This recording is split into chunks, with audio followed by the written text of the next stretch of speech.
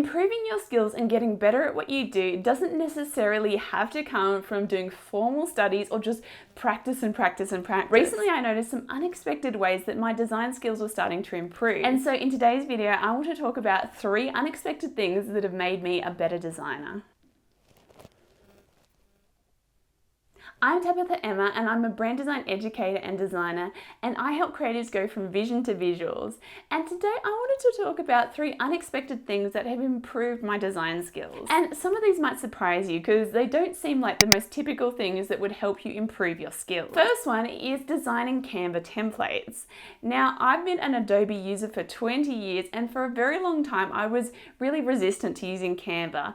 Canva to me felt very limiting, and I would try it out and get really frustrated at it because it couldn't do certain things I wanted to do. But as I got to know my audience, I realized that a lot of them were using Canva, and if I wanted to create templates and things like that that they could use and also teach them about design, then I really needed to get a handle on Canva and understand how to use it so I could better help people that were using Canva so they could create quality design. And so I started creating templates on there. I started experimenting, playing around, trying out different things, and I found that it started to improve my design skills because I was working within limitations.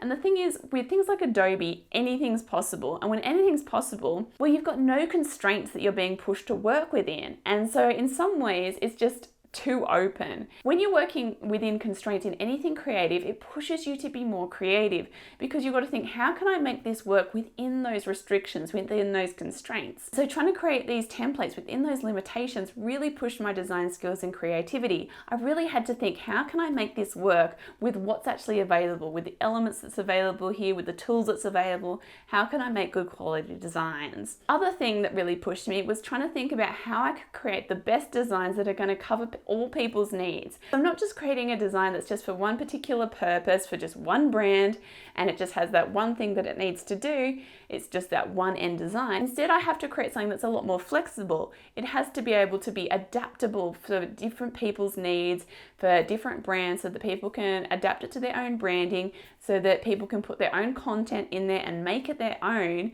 and have something that's open-ended enough that people can adapt it, but also is really well designed and is strategic and is going to work for the platforms that they're going to use it on. And so trying to think about design in that different way really pushed my design skills, because I had to think about design in this way of, how can I create something that's really good quality, really strategic, but also adaptable, rather than how can I just create this end design for this end need. The next thing that really helped push my own design skills was educating others on design. Now, some people would be hesitant to do this because they think, well, I'm giving people all my secrets and then that's going to take away from my own work. But I had to take a pause from client work for a while because I was concentrating on my kids, and so I just focused on just teaching design. And by spending time just dedicating to teaching and really immersing myself in how I could articulate the way I design, thinking about the whole process of it, really getting deep on the world of branding and graphic design, it helped my own design skills because I was learning things as well along the way. I was starting to really analyze why I do certain things, how certain things work. I was revisiting design theory, really digging deep on lots of things. I was starting to do further research, learning from others things about branding and design. And I was just really expanding my own knowledge on design, as well as really digging deep on why I was doing things. And by doing that, it started to really improve my own design skills because I was analyzing and learning a lot more about design. And so I really think it's important that with any skill that you have, not just to rely on just learning something once and then just get better at it by practice, but continually learning, whether it's doing research, whether it's teaching others, and really analyzing why you do certain things. And if there's certain areas you're not sure, well, why do I do that? But doing the research, starting to listen to other people, and looking at new things that come out. If people put out a new book about the topic, things like that, read it. Start expanding your knowledge, learning more, listening to a variety of different voices on the topic, and really digging deep so that you understand how something works better and better all the time. Because there's always more to know. You could say, oh yeah, well, I know enough to be able to do the job and do it really well, but there's always so much more you can learn. There's always more you can know, especially with something like branding and graphic design, because it's technology based. And anything that's technology based, there's always going to be more to learn because the technology keeps changing. So the Adobe software is always changing. There's always new tools coming out, like even things like Canva, they're always improving their software too.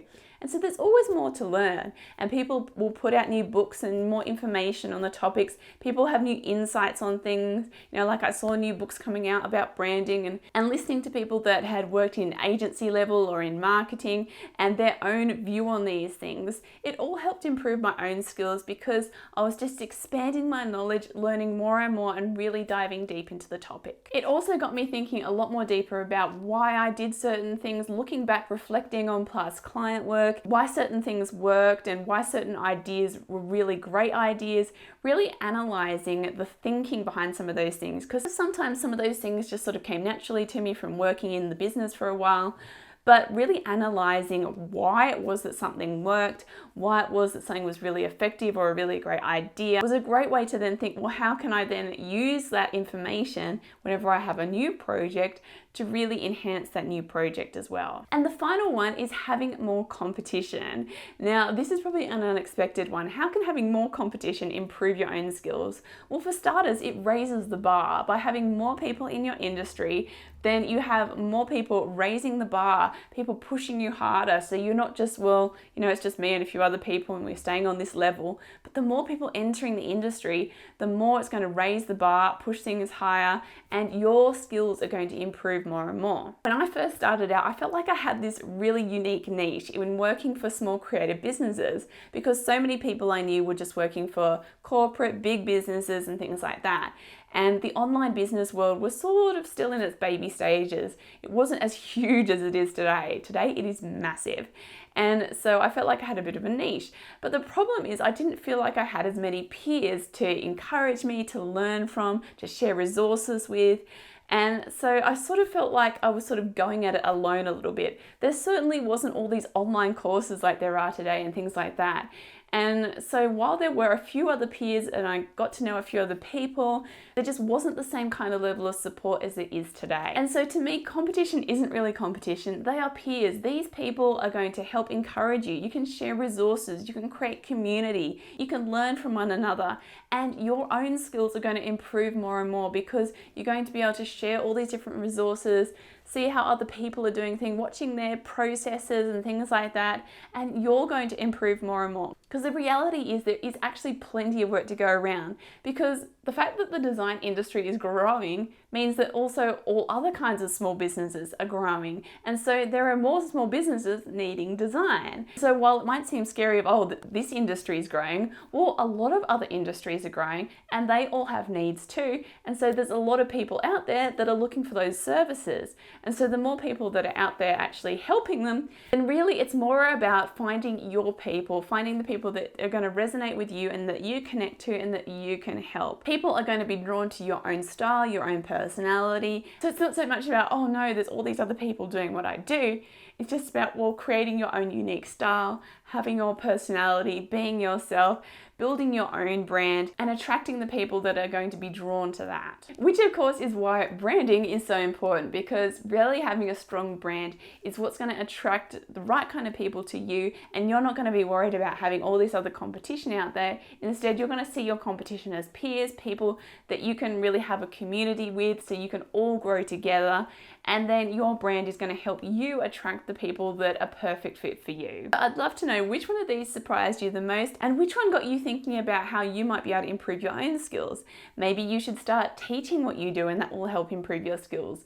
Maybe you need to start reaching out and finding more community and starting connecting more with people in your own industry. Or maybe even doing some kind of project that has limitations that pushes your creativity, so you have to be pushed to really create in a way where you've got limitations. I remember years ago a design teacher actually saying to me that people create their best work when they have limitations. So many ways you can do that. You can work on a project where you give yourself tight limitations. You can have something where you have a really tight budget, or you could be using, like I did, a program that has limitations.